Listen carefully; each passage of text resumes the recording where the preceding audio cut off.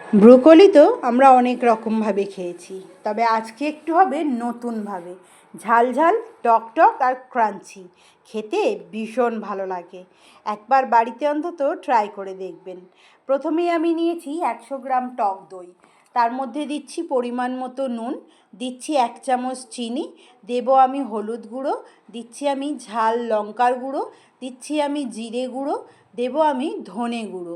এই সমস্ত কিছু উপকরণকে দইয়ের সঙ্গে বেশ ভালো করে আমি মিশিয়ে নেব। ভালো করে ফেটিয়ে নিলে দইটাও হবে ক্রিমি মতো, আর সব মশলাগুলো দইয়ের সঙ্গে খুব ভালোভাবে মাখামাখি হয়ে যাবে। যদি রেসিপি ভালো লাগে তাহলে একটা লাইক আর কমেন্ট করে আমার পাশে থাকার ছোট্ট একটা অনুরোধ রইল।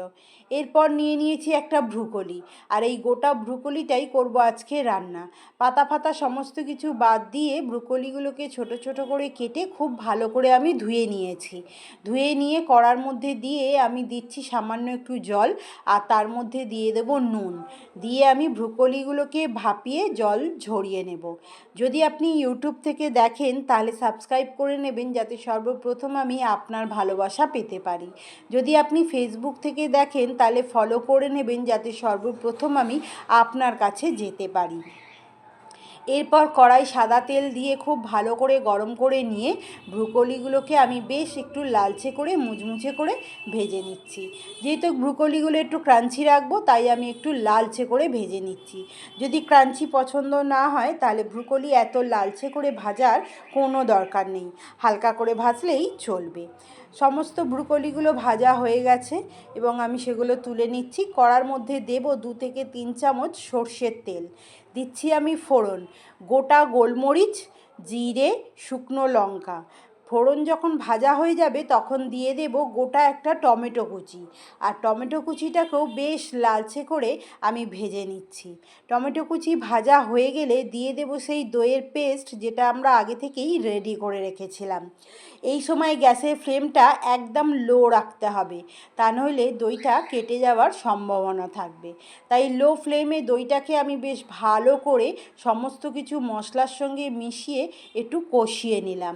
কষিয়ে নেবার পর আমি সামান্য একটু দিয়েছিলাম জল। সেই জলটা দিয়ে যখন দেখলাম ফুটে উঠেছে, তখন আমি দিয়ে দিচ্ছি ব্রুকলিগুলোকে দিয়ে আমি হালকা আঁচে বেশ ভালো করে নাড়াচাড়া করে নেব, যাতে সমস্ত ব্রুকলি মশলার সঙ্গে খুব ভালোভাবে মাখামাখি হয়ে যায়।